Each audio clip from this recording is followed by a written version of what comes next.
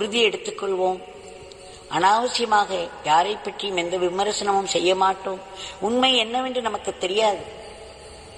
எங்கோ இருந்து எதையோ நினைத்து அசை போட்டு இதுதான் என்று முடிவு கட்டுவோம். ஒரு பெரும் பாவத்தை சம்பாதித்துக் கொள்வோம். அது ஒரு நாள் நம்மை தாக்கும். பகவானிடம் நாம் வேண்டிக் கொள்வோம். நமக்கு உயர்ந்த இந்த புனித நன்னாளில் எல்லா வளங்களும் பொங்கி பெருக வேண்டும். நம்முடைய சிந்தனை வளம் பெருக வேண்டும். அது நற்சிந்தனை வளமாக இருக்க வேண்டும். நல்ல எண்ணங்களே நமக்கு தோன்ற வேண்டும்.